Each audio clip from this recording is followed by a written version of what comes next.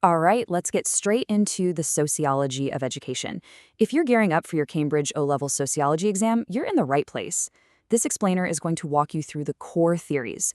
We're talking functionalism, Marxism, and feminism, which are absolutely essential to know for this part of the course. So, here's our game plan.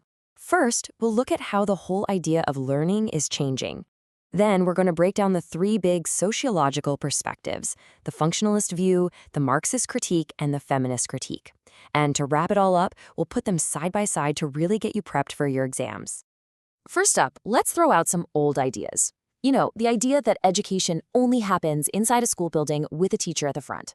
Well, that's getting pretty outdated. The whole landscape of learning is changing, and it's changing fast. I mean, look at the variety we have today. There's this huge spectrum of approaches. You've got everything from really structured online courses and homeschooling to something as radical as unschooling, where the student is totally in the driver's seat. And alongside all that, you have vocational training for specific jobs and progressive schools that care more about hands-on experience than just memorizing facts. Each one of these makes us ask a really important sociological question. What is education actually for? And this is a perfect example. This focus on vocational training really shines a light on one key idea about education, that its job is to get you ready for the world of work. For a lot of people, it's not about getting a purely academic degree. It's about learning specific, practical skills for a trade. This direct link between school and the economy is a massive theme we're about to dive into, especially with the functionalists. Now let's talk about a famous and pretty radical example called Summerhill School in the UK. The guy who founded it, A.S. Neal, believed that traditional schools were just, failing to create free and happy people. So at Summerhill, the whole school is run like a democracy. Every student and every teacher gets one vote. And here's the kicker. Students can choose which lessons to go to or if they want to go to any lessons at all. And that brings us to this absolutely fundamental question. The Summerhill model just completely challenges the way we normally think about school. It makes us ask, what's the point? Is it to make sure everyone learns a specific curriculum, or is it to nurture individual freedom? Keep that question in the back of your mind, because the big theories we're about to explore have very, very different answers. Okay, let's jump into our first major sociological perspective and see how it answers that question. For the functionalists, education isn't really a choice. They see it as a vital organ in the body of society, something that works to keep the whole system healthy, stable, and running smoothly. So the bottom line for functionalists, like the famous sociologist Emile Durkheim, is that education is a fundamentally positive thing. They argue it performs these essential jobs that society literally needs to survive. You can think of it as the glue that holds everyone together and the engine that keeps everything moving forward. So how does it do all this? Well, functionalists point to these four key functions. First, school is all about socialization, teaching kids the rules and values of the wider world. Second, it serves the economy by teaching the skills we need, from reading and writing to complex engineering. Third, it creates what they call a value consensus, a shared set of beliefs through things like learning a common history. And finally, it performs role allocation, which is a fancy way of saying it sorts people into the right jobs based on their talents.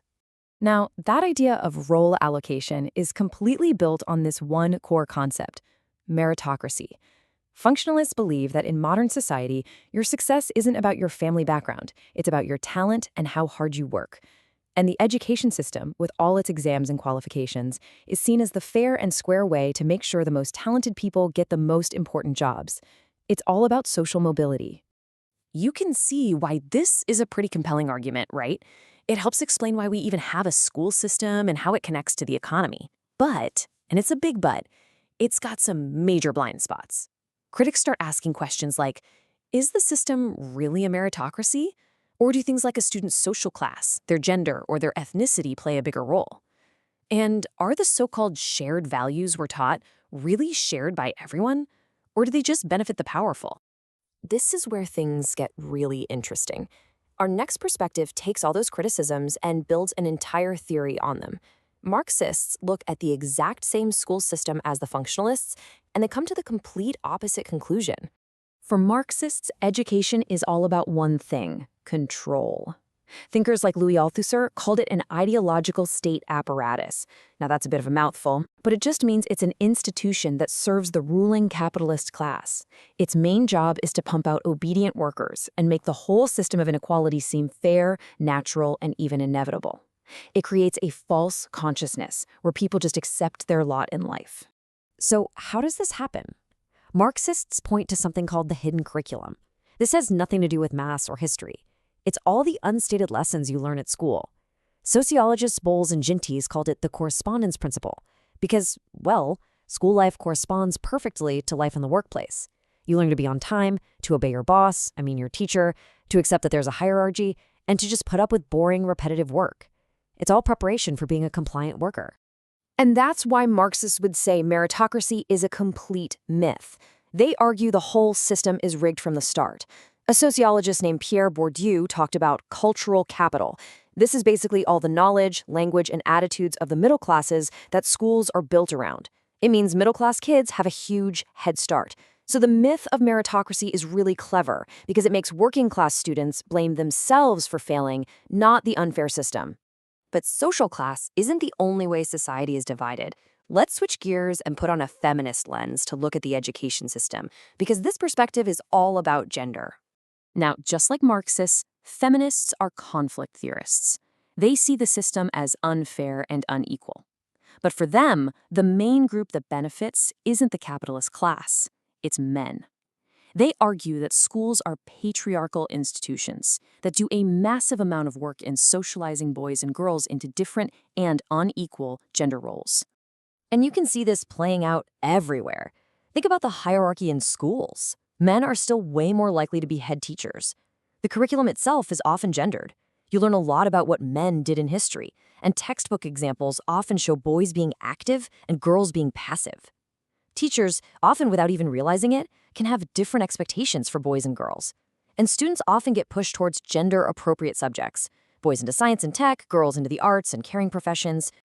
And this whole system, this entire social structure where men hold the power and women are in a subordinate position, is what feminists call patriarchy.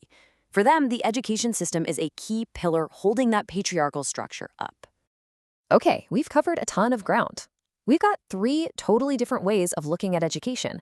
Now for what might be the most important part for your exam prep, bringing them all together and putting them head to head. Let's get you ready for those compare and contrast questions. Ultimately, every theory we've looked at is trying to answer this one central question. And as we've seen, their answers couldn't be more different. Is education's main job to build a fair society, to keep the class system in place, or to uphold male dominance? This table is a perfect revision summary. Just look at the fundamental split. For functionalists, education sorts people fairly, and any inequality that comes out of that is just a natural result of different abilities. But for Marxists and feminists, no way. They see inequality not as an accident, but as the entire purpose of the system. The only thing they disagree on is who benefits from that inequality. And let's just zoom in on our 2 conflict theories for a second. Understanding how they're similar and different is so important. The key difference, of course, is their focus. Marxists are all about class, while feminists are all about gender. But what they agree on is massive. They both completely reject the functionalist idea of meritocracy, and they both agree that the main function of school is to reproduce and legitimize social inequality. So, as you go off to revise, I want to leave you with this final thought. The whole point of learning these theories isn't just to memorize them for an exam. It's to use them as a toolkit to understand the world. So look at your own school, your own classes, your own experiences. Do you see a system of fair opportunity, a system of social control, or, what's most likely, a complicated mix of both? That, right there, that's when you start thinking like a sociologist.